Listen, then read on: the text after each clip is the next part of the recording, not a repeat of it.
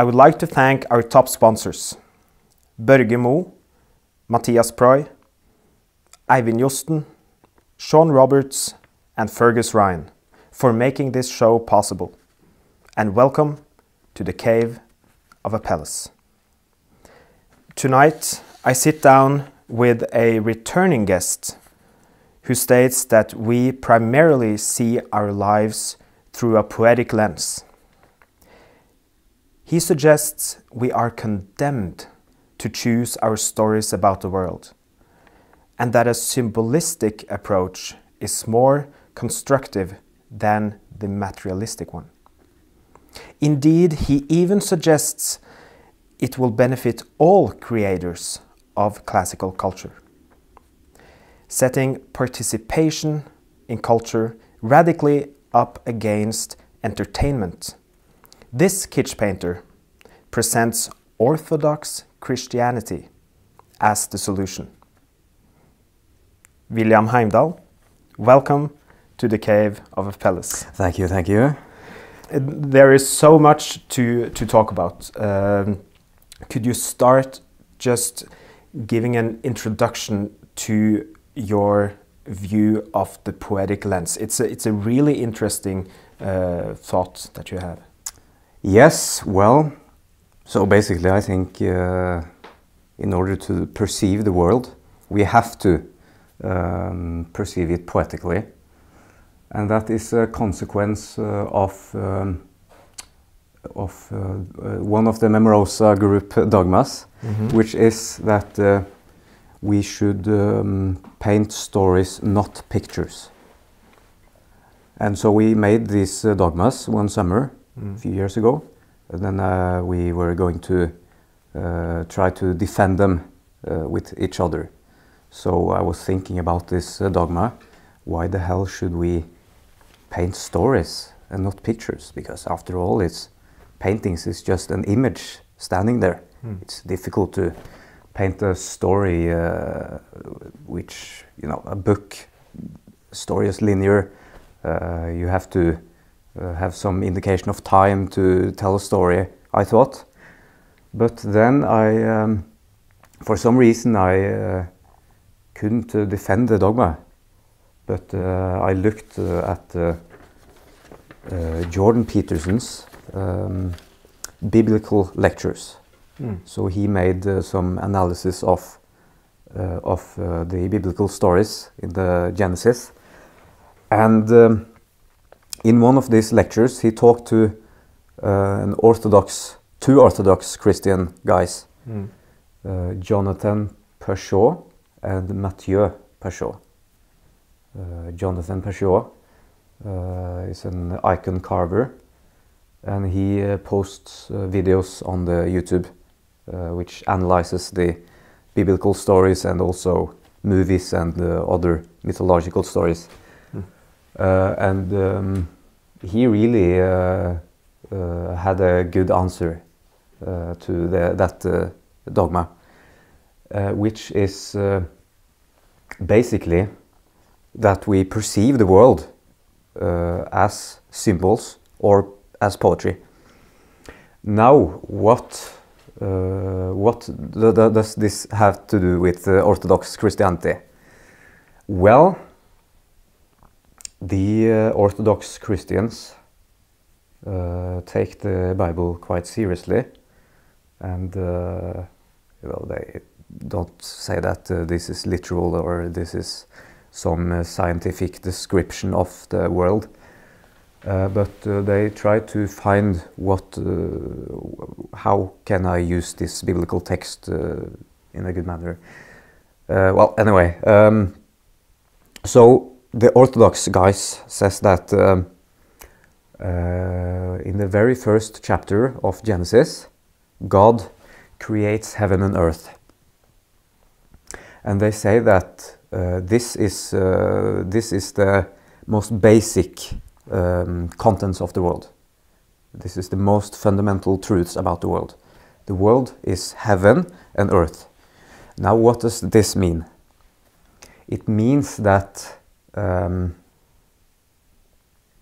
the world is matter and meaning, and this is how we perceive it. We perceive the world as matter and meaning combined.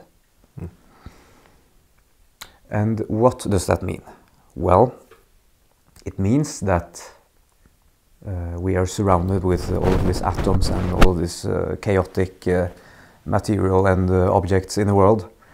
But in order to be able to perceive them, we have to be able to relate to what the object mean. And to connect this with poetry. So we should first define what poetry is. And I guess when I say poetry, I mean painting, I mean literature, I mean movies, all of that.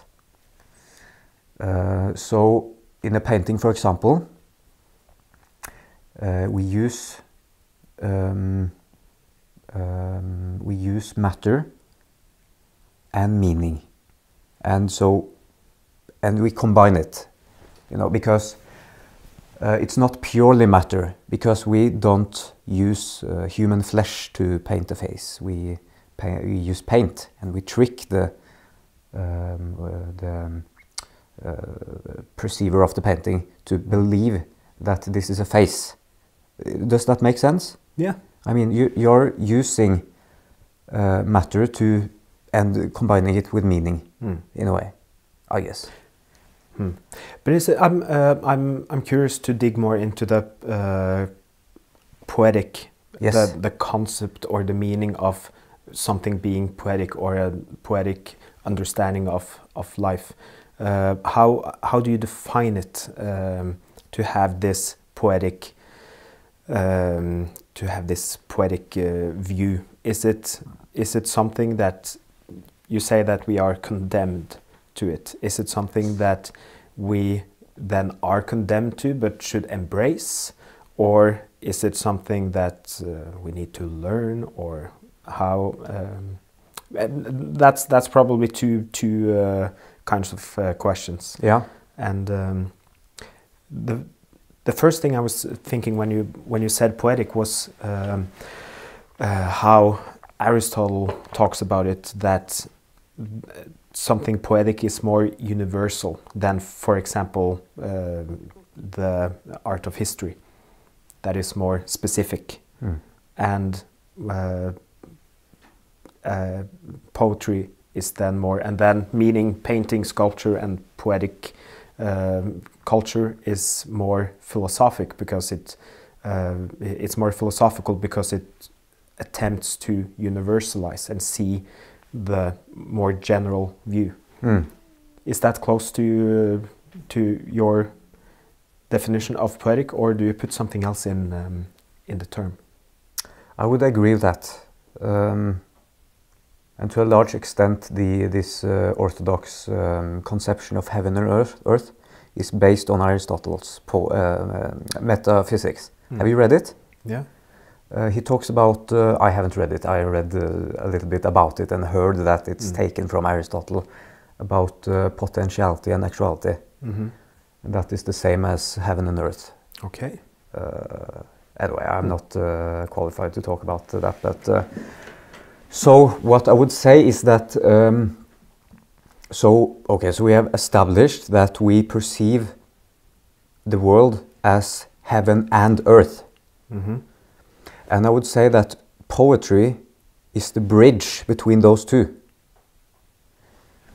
What I mean by that is that we have to join the heaven and earth, meaning and matter, because if you have matter and not meaning, you don't know what to do. If let's say this is a glass, and it's matter, but it's also meaning because I can drink from it. No, if I didn't know the meaning of this object, I wouldn't have any idea to how I should react to it. Should I kill it? Is it a monster? What is it? And if we don't have earth, so matter, the meaning cannot be manifested. So we We just exist in a senseless universe. And so the poetry is a bridge between the two. That's the crucial issue here. Yeah. Not to do the name dropping, but I think it was Heidegger who, the philosopher Heidegger, who talked about that if there was a universe with just spoons, but no one to use the spoons and to put a concept on it, there wouldn't be spoons. Oh yeah, that's very interesting. So now I have a very interesting example of what happens if you remove meaning from matter. Okay. What happens when you see an object which you have no idea whatsoever to relate to. You have no clue what it is. And that is when the British guys went to Australia in the 1700s or something like that. I don't know. When they discovered Australia and settled and did all that. They traveled in many boats, huge boats.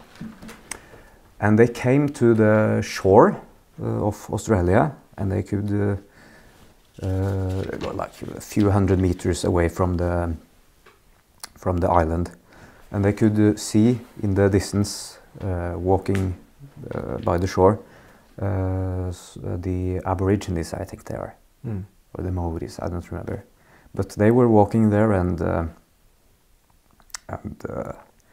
they were looking. The boat people were looking through their what's it called? Kikkert, spectacles or something. Yeah, I know. Yeah. To see the reaction of the Aborigines, because you can imagine that for someone who is relatively uncivilized, let's say, to see these huge constructions sailing right by their home, that they would be quite shocked and maybe terrified, because well, they didn't know what it was. They had never seen a boat before. They hadn't seen anything like it. So they looked to see, and they observed them for a couple of hours, and they didn't react. They didn't even glance at them. They didn't see the boats. Huh. Now, isn't that very strange? Yeah. They were unable to perceive the world because they didn't know what it meant, and you can understand why that is. Because, well, let's say you're going to your living room one day, and you see an object lying on your table, and it's the size of a bottle or something like that, and you have no idea whatsoever it is, no clue. Now, what you would do when you saw that, you would probably you would be curious. You would look at it a lot to try to identify it, and probably after a while you would start to be paranoid, because is this some sort of animal? Is this a bomb or something? And so you would be very stressed from looking at it. Now imagine a thing in your living room at the size of a fridge or something. Now, then you would really be stressed. Now imagine something outside your house at the size of a boat or a ship. You would be pretty stressed, and you might be so stressed about that because it might as well be a dragon. It might kill you. So in order to for that stress not to kill you, to give you a heart attack or something, it would be better for you to not perceive the thing. No. So anyway, that might explain it, but it's a very interesting example. Yeah. That when objects do not have meaning, we are unable to perceive them. And they studied this Aborigines for many days, and you can read the diaries from the Brits. Very interesting. Yeah. And very terrifying, because that is a clear indication that we are condemned to poetry. We are condemned to join meaning with matter. So how do you use this worldview in your craft as a painter, and how do you how do you use it in your craft? Well, I would say that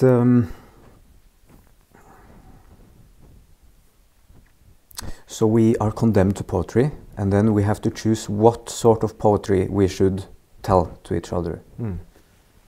And then you have a hierarchy of poetry. You have the high-level poetry, and then you have the low-level poetry. And what's some examples of the low level? I would say the best example of that is scientist. Okay. Yes. But I'm not sure, so you can tell me what you think about this. But I think that when a scientist shall try to explain the content, or explain an apple, he can describe all of the contents of the apple to the infinite and all this. But for anyone, in order for anyone of us to be able to understand that he is in fact talking about an apple, he has to jump from the very local, the very matter, up to meaning, and say that all of these things is after all connected to meaning. It's an apple. So that is a very local form of poetry. He is connecting the matter to meaning, so that we can actually understand what he's talking about. And that is true even when you, I guess, even when you research atoms. I mean, because the atoms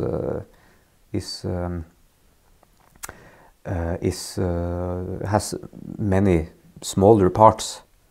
But in order for you to be able to say that this is an atom, you have to give the multiplicity one identity. And isn't that very strange? Because what you're doing is you're connecting the multiplicity, the chaotic nature, the matter, to one identity, which is sort of, it's a bridge between heaven and earth. Now, and I can give you an example from the Bible where this is also the case, I think. So the first task that God gives Adam is to name all of the animals. And that is exactly what the scientist is doing, because he's observing the chaotic world where nothing has an identity. You don't know how to relate to anything. And God says that you shall be the bridge between the heaven and earth, basically.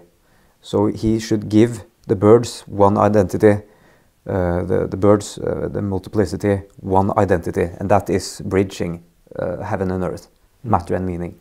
I don't know, does that make sense at all? Yeah, and it's interesting that you compare the poetic attitude with the materialistic one. And is it a right interpretation to say that the materialistic worldview is a low form of, how can I say, meaning giving or poetic? It's a low form of poeticism, or yeah, the closer you move towards one of the two, the lower it becomes. Yeah, because it has to be joined. And so so if you're a pure materialist, you can't create poetry, because poetry is a bridge between matter and meaning. Okay, yeah, that's the thing. And so a scientist is very local in his poetry, he describes the very particular. While a great poet, in my estimation, great, he creates universal poetry. So an example of this is, let's say I am to paint a portrait of a king. Now, if I'm a low form of poet, I paint a portrait of that king. I am very particular, and I create him as so-called naturalistic as possible. So that is a low form of poetry.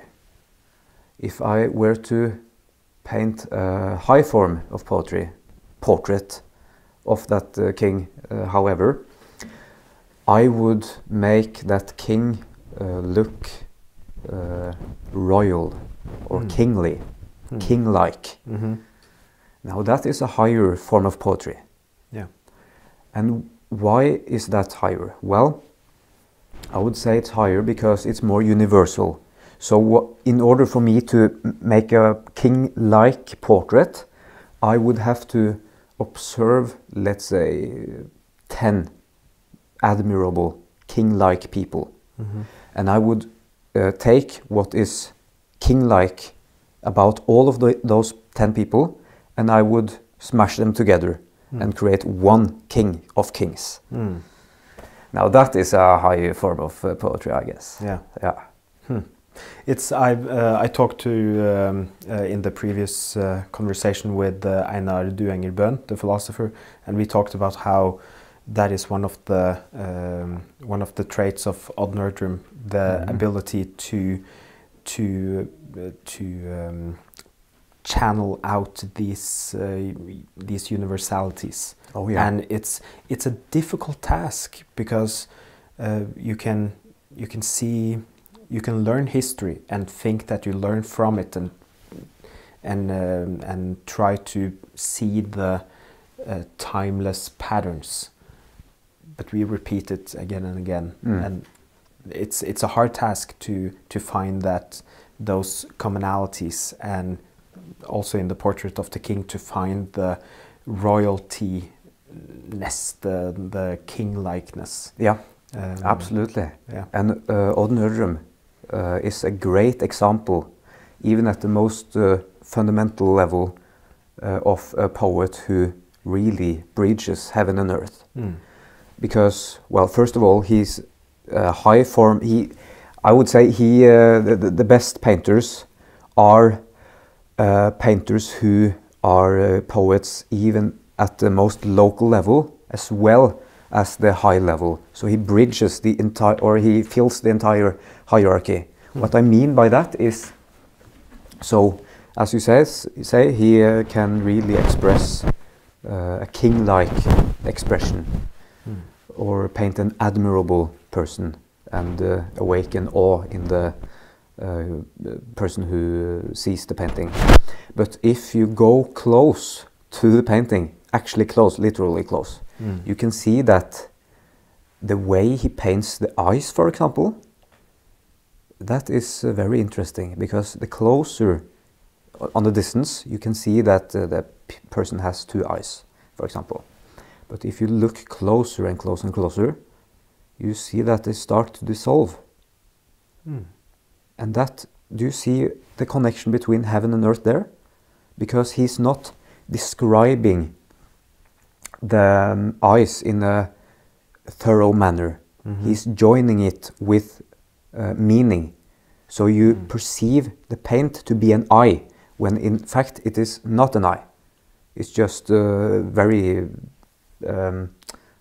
what is the word? Very roughly painted, spots of paint.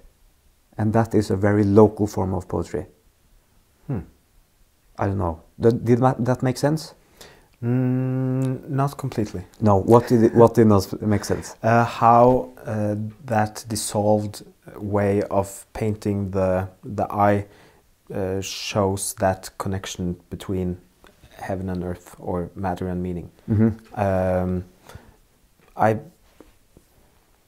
Yeah. Well. Okay. So let's say a materialistic approach would be to paint the eye as close to its form as possible. Yeah. Very exact. And that would make you think that this is an eye. But in the best paintings, you can see that you think you're looking at an eye, but he doesn't actually paint the eye. He doesn't describe the form thoroughly. He joins matter and meaning in that sense that this small spot of paint is an eye. And then you're perceiving meaning. You're perceiving meaning. You're not perceiving an actual eye, but you're seeing these spots of paint as an eye. I know I'm very bad at explaining it. No, yeah. It made more sense. Yeah. And it's now going over to symbolism in a way, because that's a result of high poetry, right? To have yes. Or a high form of any poetry, I would say. Yeah, and so how did you get into Orthodox Christianity beyond seeing that interview and with Jordan Peterson and Jonathan Pasho? Yeah. How to phrase it differently, how what aspects of the Orthodox Christianity makes it such a valuable worldview in the poetic sense? Okay, so I'm going to present a proposition here. Yeah. Would you agree that the ultimate goal of a painting or any work of poetry is to improve the human looking at the painting? That sounds like a reasonable goal. Yeah. Yeah. Now, in order to improve, do you agree that one has to agree upon an ideal to move towards? Yeah. Yeah, sure.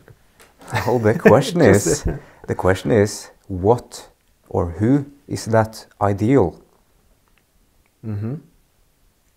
And in my estimation, the Orthodox guys has a pretty good answer.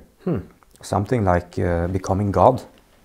The closer you are to becoming God, the better you are. And well, if the ultimate goal in the painting is to improve the person, one has to have a clear image of what it means to improve a person. And so the Orthodox people, I think, yeah, they have an answer. Which is? Christ. Yeah? Yeah. What it means, okay, so then if I am to paint a painting and I have an idea or gotten an idea for a painting, and then I can ask myself, does this motif have the potential of improving the person looking at the painting? Does it manifest God in the world, so to say? And if the answer is no, well, then I might not paint a painting. So if I want to paint, have a great idea for a painting of a sink, I want to paint a sink and a rat in the sink, maybe. I can ask myself, will this improve the perceiver of the painting in some sense? Now, if the answer is no, I shouldn't paint it. And so then I can relate this to something akin. You have the Florence Academy guys who I would say often are technically very good at painting, but their form of poetry is very low, because the stories they tell are very local, and they don't actually improve the perceiver. And so they should start to consider that, I think. Is this person standing in a black room doing nothing, will this improve the perceiver in some sense? Probably not. Most likely not. It's very difficult to just paint a figure and as a result improve the perceiver. Maybe Rembrandt was able to do that. Maybe he was. But that is really difficult to achieve. So, and also this is related to Aristotle. He talks about that in a play or in poetry, what is most important is the plot. So if you have a horrible plot, but the dialogue are wonderfully executed, and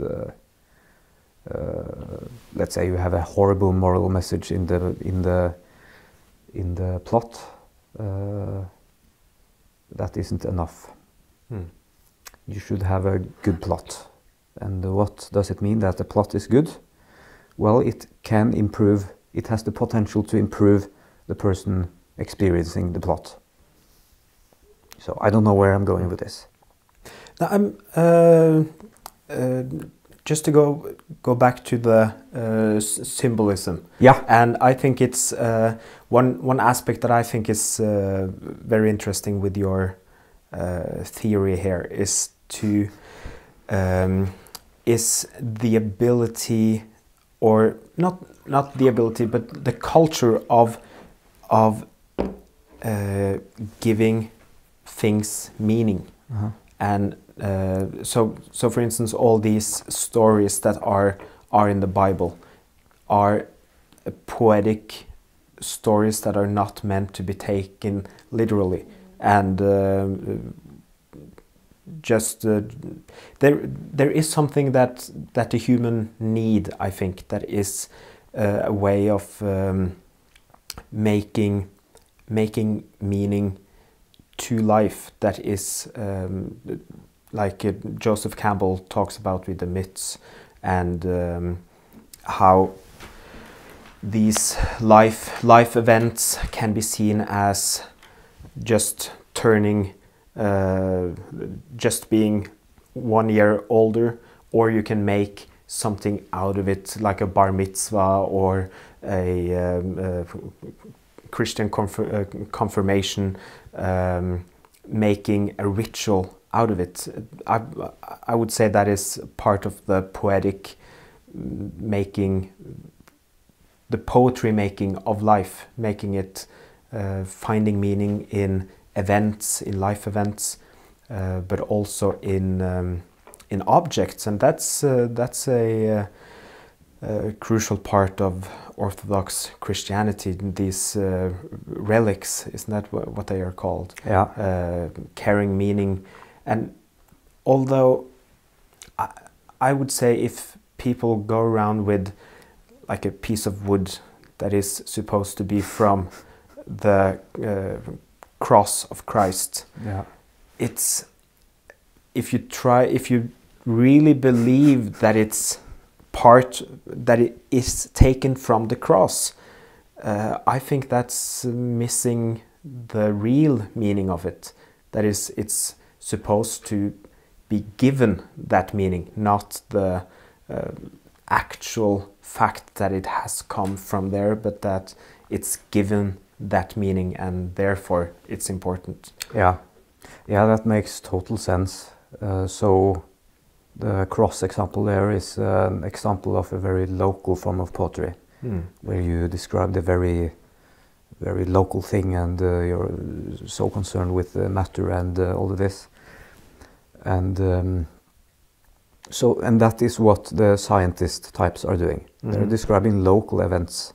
So when they are confronted with a work like the Bible, they automatically assume that the Bible is a local form of poetry. So the Bible describes local events that actually happened. And that is, I think that is a very bad way of reading it, because after all it's poetry, and it's not local poetry, it's universal poetry. And that doesn't mean that the stuff that is said in that Bible is untrue. Do you see that that makes sense? Yeah, but yeah, because so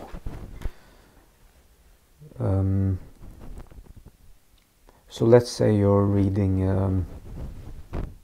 a Dostoevsky novel, and you're very gripped by it and all this stuff.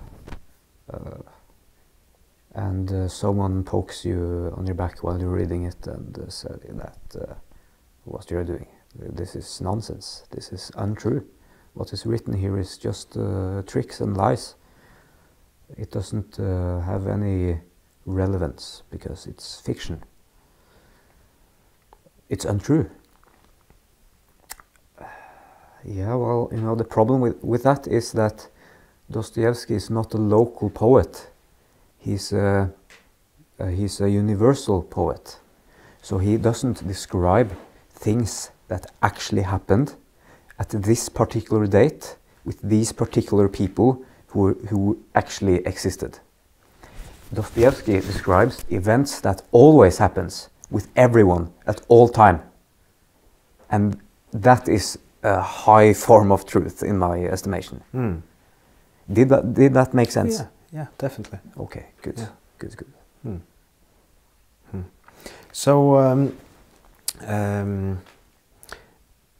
this icon carver, Jonathan Pageau, what is his view on symbolism? That is what he talks much about, right? Yeah. In his talk shows. Yeah. Yeah. So what is his view on symbolism? It's I understood that he has talked about the importance of it and how it is, like, symbolism is today often seen as something mystical in a way, that it's like, oh, you see the symbols from Illuminati or something like that, and you have no idea what they mean, and it's supposed to be kept a bit secret, and if someone points to symbols in a painting or just talk about symbols in a novel, it's perceived by many as obscure in a way.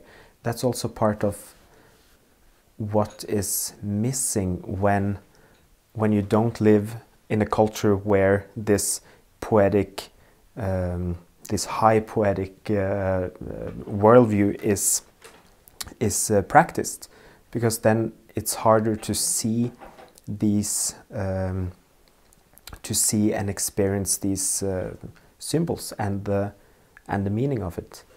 Then it becomes more.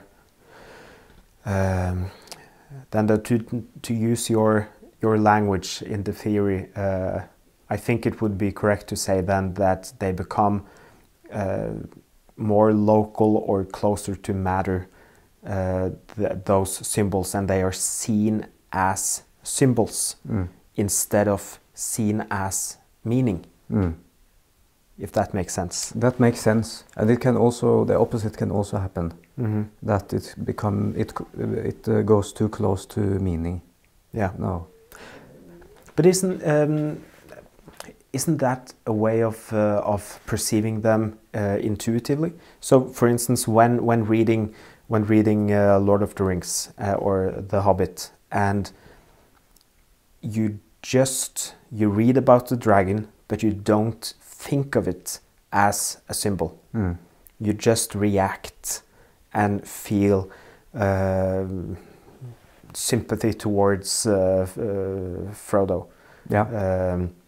and think like, oh, poor guy, all these things that he has to do with that terrible dragon, and it's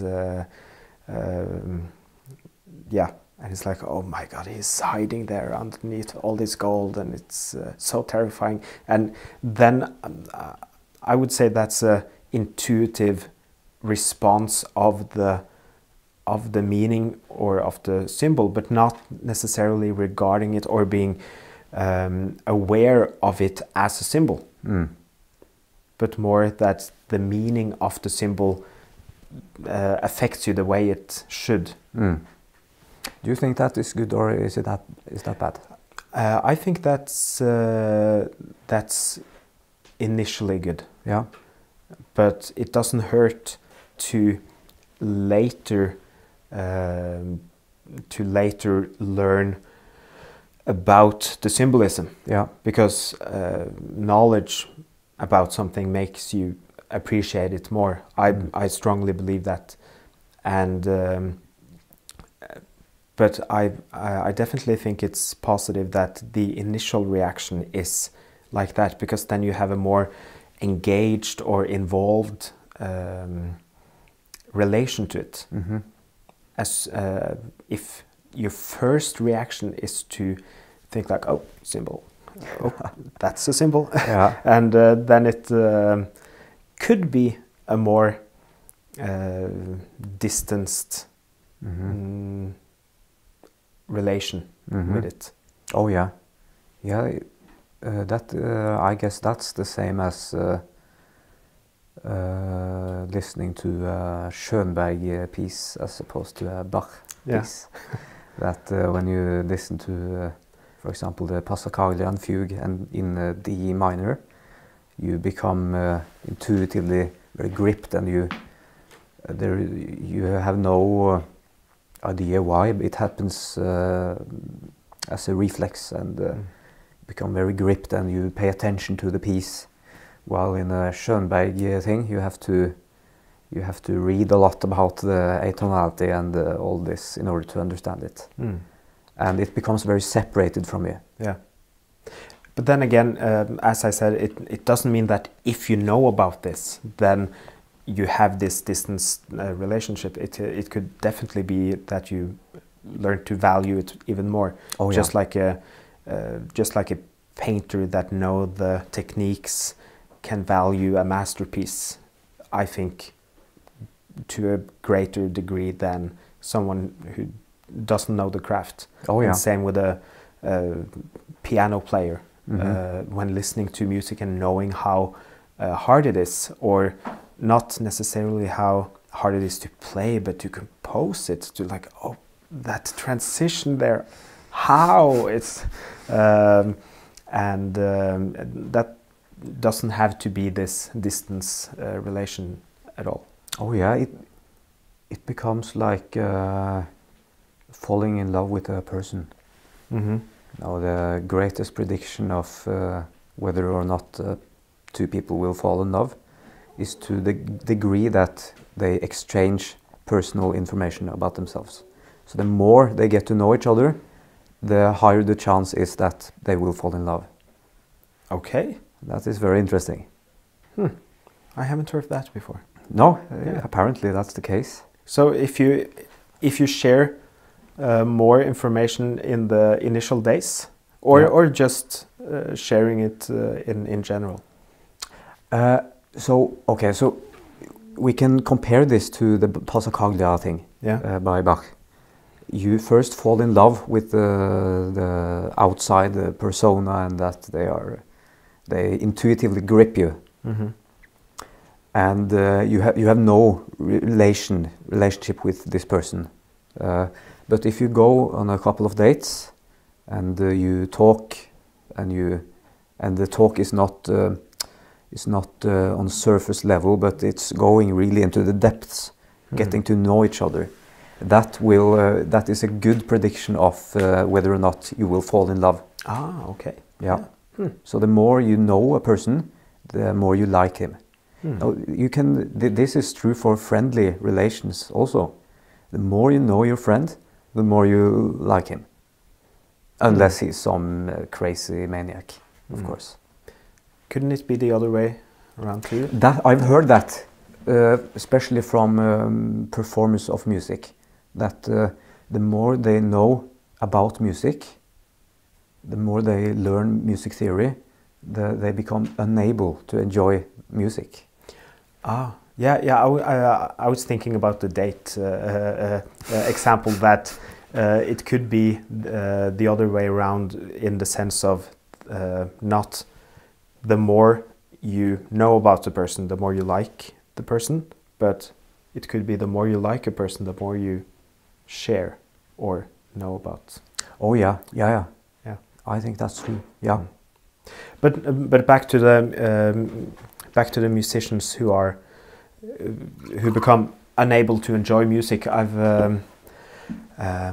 also heard that with a masseuse, actually. Oh.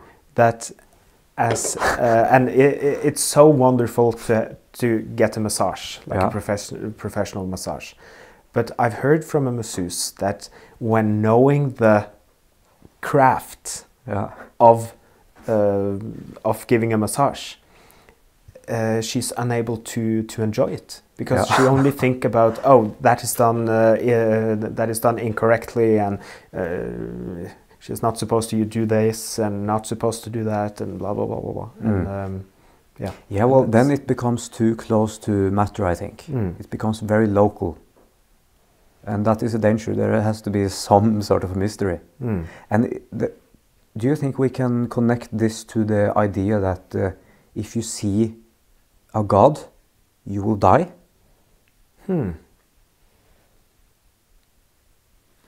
Elaborate. Well, so you have many myths where, for example, in the Pathfinder, the Norwegian film, where a guy has killed a bear, I think, or a deer. No, he has seen a deer. One guy has seen a deer, which is like the holy thing, and so he has been touched by something divine. He has been touched by God, and he has this thing there.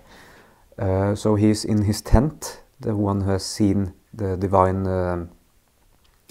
God, and he's in the tent, and if the villagers shall be able to see him, they have to see him through some sort of ring or something. And that is because if they see them with the naked eye, they will die. Because the truth can be overwhelming enough. Yeah.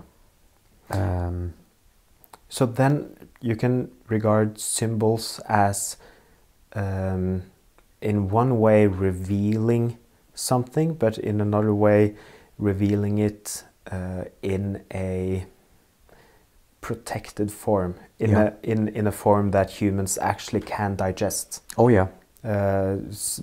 Similar to perhaps Greek tragedy, that it shows you can say the truth or the human condition, which is so dark, so deep, but it does it in a play, so you can digest it and make sense of it in a way. Oh yeah.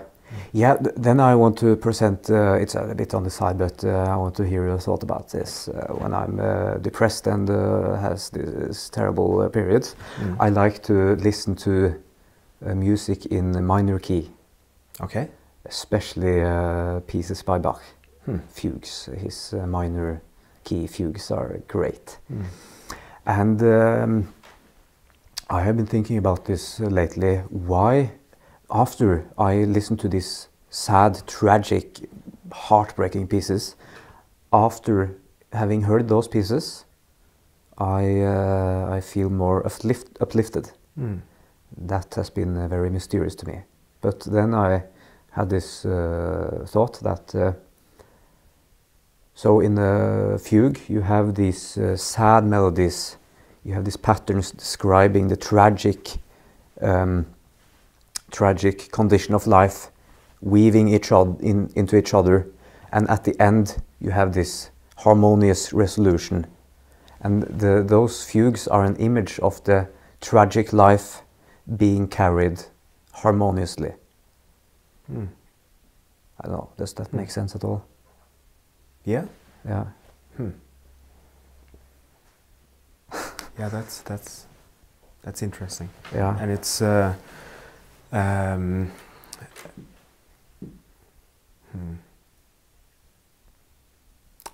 Yeah, but I mean, we're talking about seeing God, that you cannot see God with the naked eye.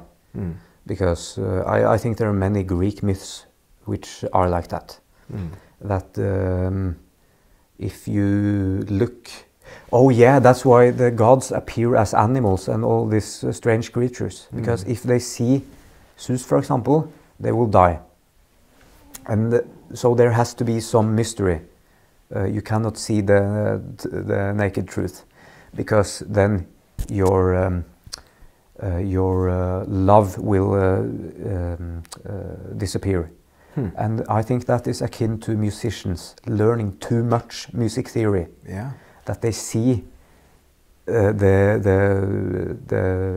notes and all of these particular things, they know it too much. So there is no, and that can take away the love and the affection. Well, anyway. Yeah. It reminds me of this one character in Moby Dick, my favorite novel, where this little black kid that falls into the ocean, and he actually sees, or that's at least my interpretation, that he sees the white whale. He sees Moby Dick. reading too much Donald Duck here. Yeah, it doesn't go well with him afterwards. And I think that's because Moby Dick is symbolizing, some people say God. I think it symbolizes the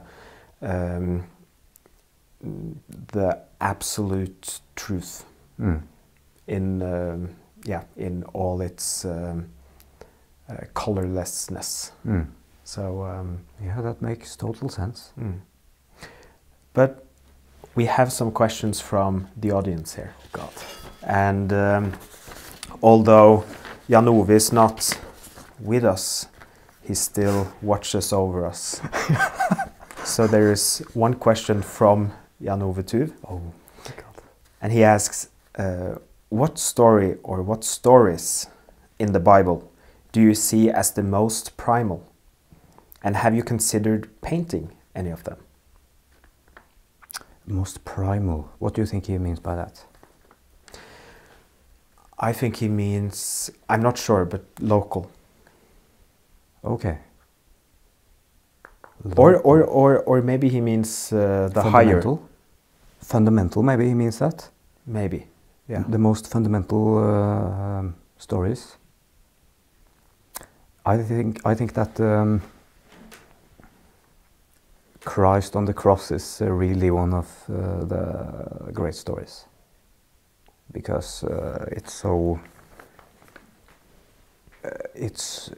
It almost becomes an image of everything in many ways. There's so much going on there. And also the Cain and Abel story is really astonishing. It's just 2 paragraphs long, and you can really think about that story for not even a lifetime. It's so rich in its structure, and that. And Jordan Peterson has a great analysis about Cain and Abel. Judas kissing Christ, that one is really interesting. Yeah. And Jonathan Pachot has a great video about the Judas kiss out on YouTube, where he associates empathy with the Antichrist. And that you can really see that at this time. especially these past 2 or 3 years, where you have to stay at home to protect others, and if you don't wear a mask, you don't care about the sick and the elderly, and you're a cold person if you don't take the thing in the arm and stuff. And that empathy has been used to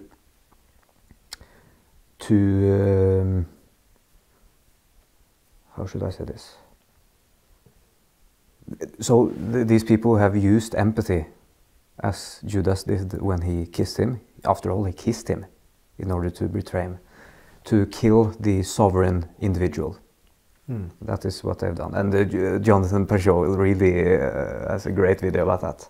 Also the Adam and Eve in paradise is a good image, I think. Especially for men, I really like that story. Yeah. So those are the most fundamental stories. And I painted Cain and Abel in the past, but I painted over it. It didn't look very nice.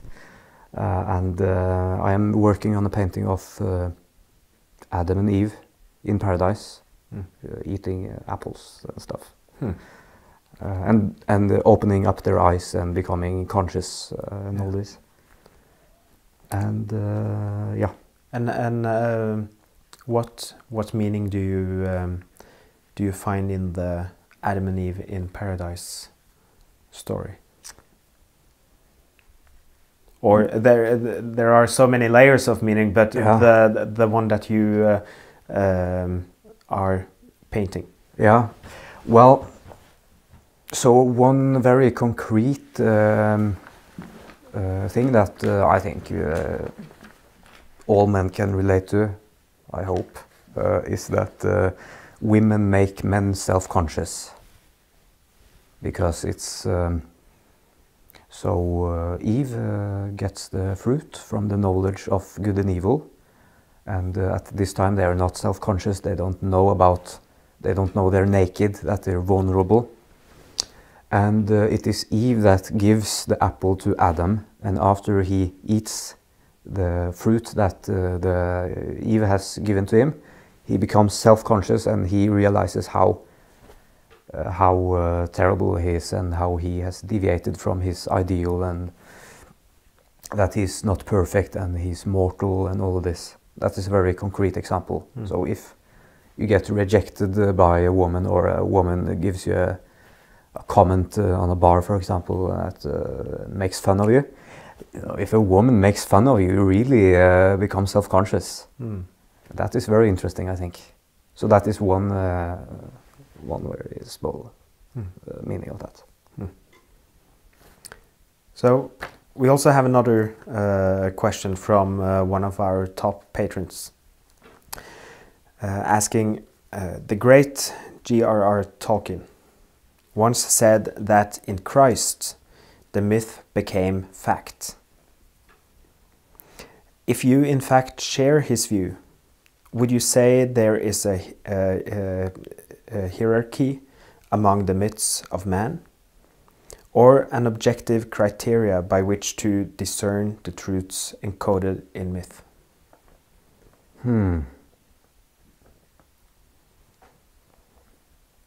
Can you repeat that very last part?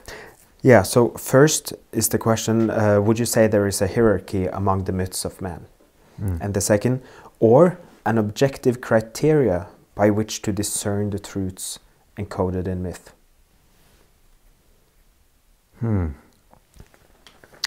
Like a recipe, how to move forward to encode the myths.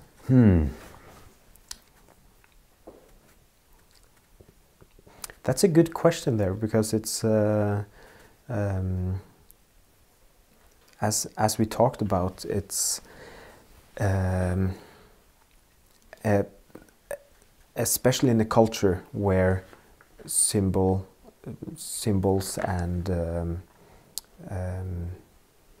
myths are not that present. It's not necessarily It's not necessarily given how to interpret them. Mm. Yeah, I don't know how to answer it, but I would recommend looking up Jonathan Pashaw's videos on YouTube. He really is a sharp man, and he explains it very well. Mm. But that is very interesting what you said now, that we don't have these symbols today and all this. I disagree. Ah, okay. I think there is a hierarchy of symbols. Mm-hmm. And we are now at, we have been at a very low place on the hierarchy, because the symbols, so the ultimate symbol points towards Christ, you could say. And so what we do today is to take Christ. We have multiple symbols. We take Christ and we switch it out with another value. So empathy, for example. Wearing the face mask is a symbol which points towards you having empathy. Taking the thing in your shoulder there is a symbol that you can participate in, which points towards having empathy and you being morally superior and all this. Caring for Mother Earth is pointing towards having sympathy. Or empathy, sorry. Wanting the human race to disappear because we're overpopulated and that we are a cancer on the planet. Propagating that in streets, going with cardboards where that is written, is symbols pointing towards you having empathy with Mother Earth. Mm. Those are all symbols. And Öde said something very interesting a couple of hours ago. He said that for the past years, people have had these masks on even when it was not mandated. And he said that, if I remember correctly, that to him was a clear indication that people wanted to have a costume in public that they could wear and show that they're part of something. Mm. So now he has bought this hat, and he wears this hat because he has this public costume. Mm. And that was very interesting, because that goes back to how we perceive the world in some ways. Because so the world consists of multiple of endless multiplicity, Earth, joined by one common value, heaven.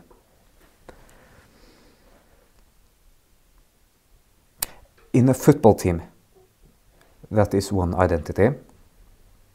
There is a multiplicity of people of all kinds of different backgrounds. They are infinitely different, have all of this what is it called? Idiocracy, is that something? They are, well, basically, they're very different. Mm-hmm. Consists of endless parts, but we could perceive them as strangers, different random people, but we do not perceive the football team as that. We perceive them as one football team. Mm-hmm. And that is because they're joined by this common value, which is scoring the goal and winning the tournament, and they also have this costume, which is the team costume. So that is a physical manifestation of the value, the identity, the costume. So the identity cannot only exist in their heads, as we should do this and score these goals. It has to be manifested. Mm-hmm. So they manifest it in the costumes. And well, as Öde said, that is what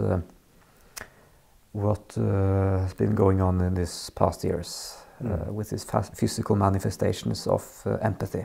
Mm. But what you said about how we are having empathy as the God, that reminds me much of Max Stirner's philosophy. And as you know, he talks about how you start out very simple. You start out with religion, and there is something that is over human is the God.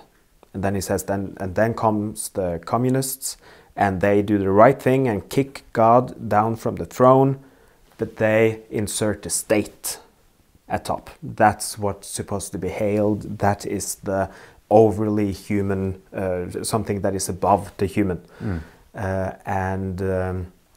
Then comes I don't remember exactly what he calls them. I think it's the liberalists. And then comes the liberalists and kicks down the state from the throne, and he's like, good. But then they place humanity with a capital H on top. And he says, like, he gives this critique on how all these are doing basically the same thing. One thing is a bit worse than the other, but it's basically the same thing, that you are putting something on top that has the authority to be above you. And then he says you need to kick all of them down from the throne and only follow the ego. And okay, well, that is very interesting, because what I particularly found interesting about that was that the highest value is often outside of yourself. You're living for something else which is not directly related to you, and that is a fallacy. You shouldn't do that. And so Öde, a while ago, he showed me a very, very interesting clip from Slavoj Žižek's movie Pervert's Guide to Ideology. You can look it up on YouTube. It's called Slavoj Žižek on Christianity and Atheism. 6 minutes long. Where he says that Slavoj Žižek says that the only way to atheism is through Christianity. Because when Christ is on the cross, he loses all hope, and he screams up to heaven that Father, why have you forsaken me? And he doesn't get an answer. Nothing happens. And so what is revealed in that is that there is no external God. You are the body of God. And it's your responsibility to manifest God. I don't know. But isn't that very interesting? You are the body of God, and that is the Orthodox view, that if you enter into the church and go into the liturgical year, you do that with the purpose of manifesting or becoming the body of God, that you actually become the body of God. And they also don't believe in heaven, by the way, that you go to heaven after you die. They believe that you can come to heaven while you're alive. And they believe that in Dante's Inferno is a description of this world which is here. So it's so I think Stirner's what you mentioned about Stirner would fit very into that.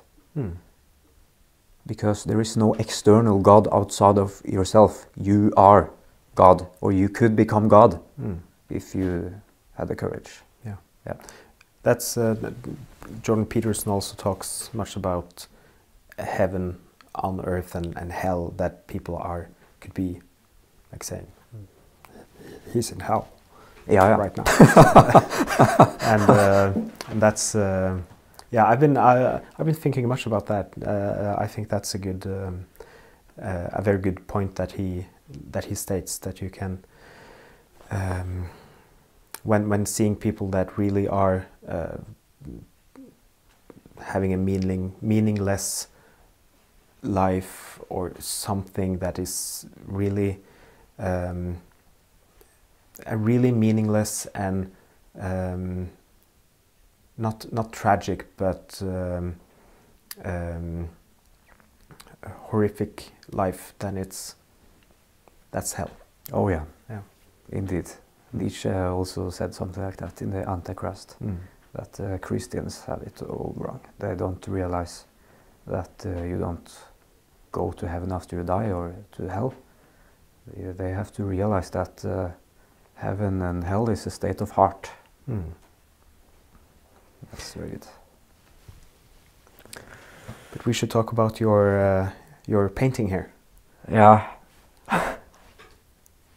Yeah. David and Goliath. Yeah. What is the poetic inspiration from that story? I can say that what I attempted to do was to present or to represent both of the characters, David and Goliath, to represent them with respect. So that Goliath is not some repulsive, devilish being that has nothing to do with yourself, and that David is not overly arrogant and murderous and prideful. So Goliath is... so basically what I'm trying to say is that the perceiver is both characters. He's both David and he's Goliath. You should be able to relate to both characters. So, but I have to work more on it so it becomes good. Yeah, and that's one of the many stories then that are not supposed to be taken, of course, literally. And it's I know some Christians who have almost this fetish of proving stories from the Bible to be true. Yeah, it's a goal to prove that Jesus from Nazareth did exist. Yeah, and it's a goal to prove that, well, that is a historical fact. So there you see. Oh, yeah. And it's yeah. As you said, Nietzsche said, that's misunderstanding the point. It's, oh yeah. Yeah. Oh yeah, indeed. And well, the point is that the biblical stories are not local. They're not trying to explain local truths. It's universal truths. So to prove that Christ did in fact exist at this place, at this time, and he died at this time on the day, and all this is completely irrelevant, because that is not what the story is trying to reveal, to explain. It's a different kind of truth. Yeah. William Heimdal, thank you very much for coming to the Cave of Apelles. Well, thank you. This was very fun. Yeah, it was great. Yes.